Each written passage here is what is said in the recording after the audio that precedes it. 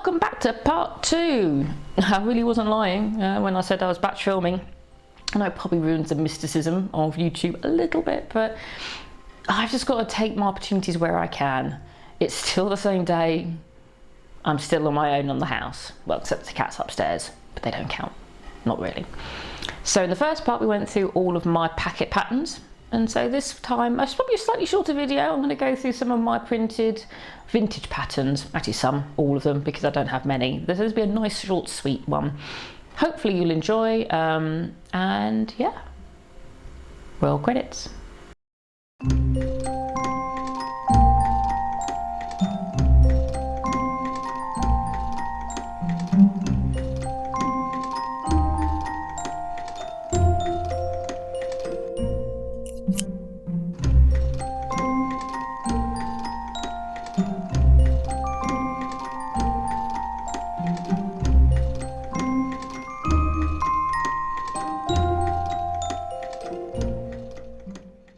Hello to all of you out there, hello to my new subscribers, thank you very much, that means a lot to me.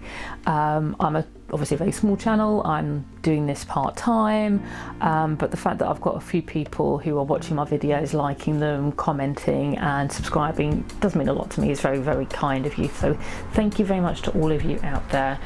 And as I say, today we're going to go through another pattern haul, and these are the ones that have been printed off. They're either reproduction or they come from a particular book, which I'll go through in more detail, or I've got them from a vintage pattern company called, funny enough, called the Vintage Pattern Shop. So the first one we're going to go with, which is from the Vintage Pattern Shop, is the Style Pattern, Style 355. Really lovely, simple pattern. I've made that one, which I really enjoyed. As you can see, I made a little bit of a thing there. That's to make sure I remember what I've done. That is actually quite a good one for if you've got a smallish amount, like 1.5 meters worth of fabric. So long as it's wide enough, it should be okay.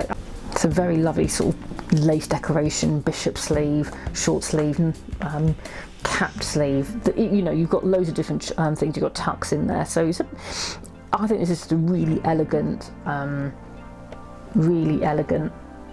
pattern, and I love making it, and I think I'm going to hopefully try and make it again at some point.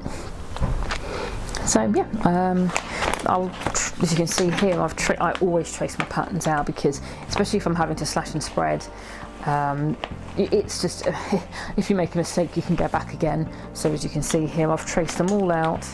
Spent a fun afternoon doing that. And when you trace them out, make sure you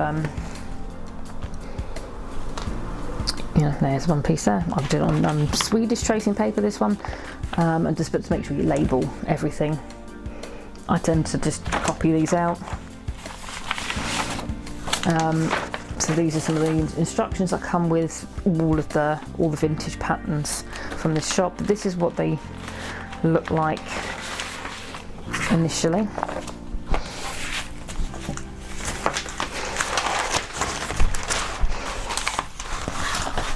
You can see very large pieces of paper.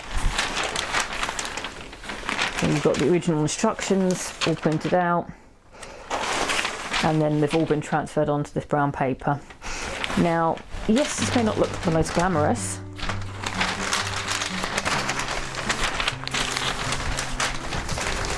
but compared to a lot of other patterns, oh, look what I've just done.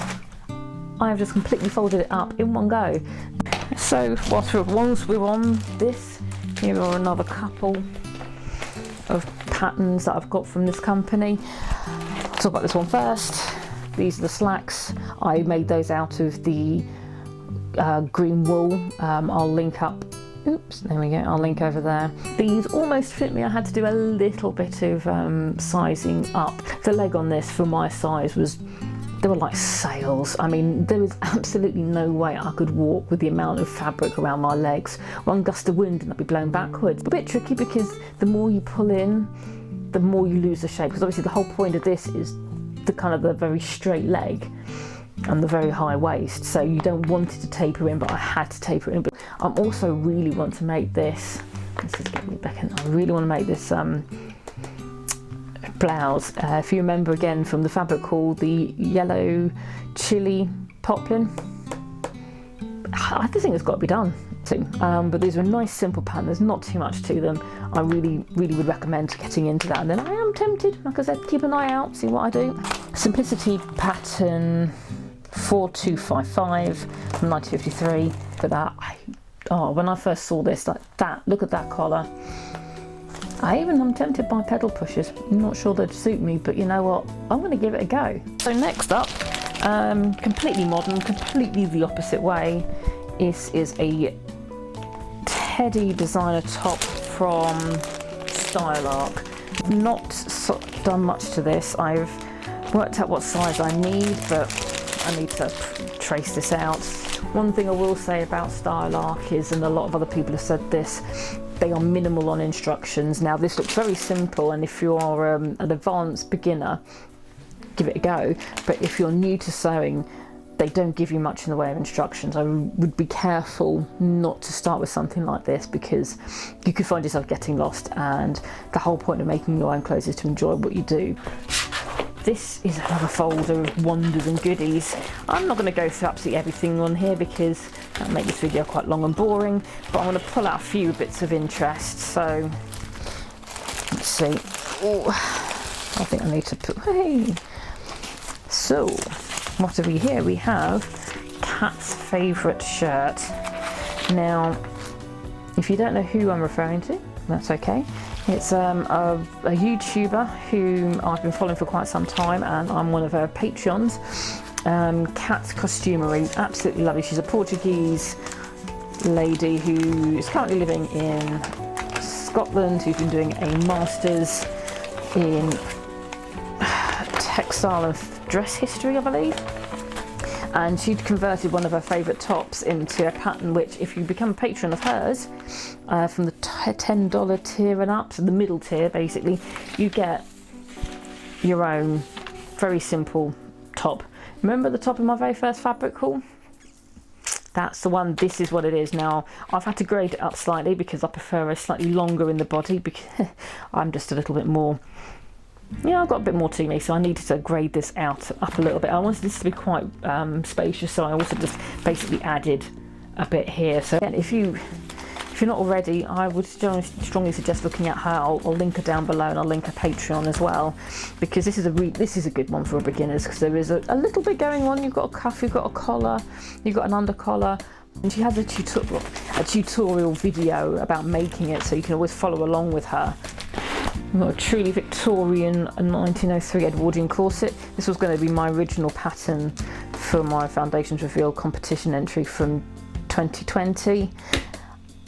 I thought, I was going to make my own from scratch. Yeah, it went all right. I wouldn't say it was terrible, but I think I wanted something a little less long in the body. Yes. Narcissistic to the last day. Tilly and the Buttons. This is a jumpsuit. As you can see, I haven't made it yet. I've printed it off. I've got to do the matching up. I'm going to give this jumpsuit a go. I need to heighten the waist, because I always do, and I don't know if I really think I suit a jumpsuit, but again, I've got to challenge myself. As you can see, what number? Tilly and the Buttons stretch book. Now this is a really good book if you're looking to get into sewing with stretch fabrics, because they are a little bit of a different beast. They don't need finishing off, which is amazing, but they're also a pig to wrestle with. If you're looking for a Christmas, birthday, anniversary present, Tilly and the Buttons really is something to look into. So she's got quite a few, and she talks you through how to make them. She talks you through how to embellish them and change them a bit. So it's a really good book. This was the printed off version, Coco's dress. I've made it twice, and I keep forgetting to make it longer. So they're made to be dresses. They're more like long tops on me, so I can't get away with wearing tights or nothing at all. I have to wear leggings at the very least, to keep things decent. So I'm going to make this again. I've got some nice fabric in mind. Red threaded, another one I'm sure people are very familiar with. These are the Regency stays. I need to make it a bit more modern. I don't really want to have the ribbon ties, because that's going to show through my clothes, but I think I have an idea. If I lengthen the straps a little bit and use hook and bars, that might work quite well. Finally, whilst we're talking about Regency, I had it in my head that I wanted to make a Regency style beach dress, because if you look at the vintage, the patterns you see, they're quite long and flowy, and they're reasonably shapeless, just what you kind of want from a beach dress. So I thought, well, why can't I make a Regency dress out of modern stretch fabric? Now initially I thought I'm going to try and draft it myself. How difficult could that be? And Nicole Rudolph, I'll check. She did a video, and I'll link that down below, on how to draft a Regency dress to yourself, and it's a very interesting video, very, very insightful, and it made me realise, no, I can't do that myself. All of a sudden, Angela Clayton, who I'm also a patron of, I really do like what she does, I love her imagination. She made a dress inspired by the first series of Bridgerton, and I really liked it, and she actually put this on for her middle tier and up patrons, which I am one of a middle tier, and I just thought, you know what, it's here for me, I might as well try and do it. As you can see, I've written some instructions, some sizing up to do. I did a toile of this out of some cheaper stretch fabric to see what I needed to do to it. I need to make the neckline a lot higher because it's all scandalous. I want to try and keep the shape of it. I just need to bring it up a bit to make it more decent, and also for it to be warm. But thank you very much. Again, thank you to all my new subscribers and to those people watching. I hope you've enjoyed some of this, and yeah, back to past me for an outro. Hopefully that was even if it was a brief video, hopefully you enjoyed it. This has been a Crazy Cat Lady production, and you've been watching an unoriginal idea. Bye bye.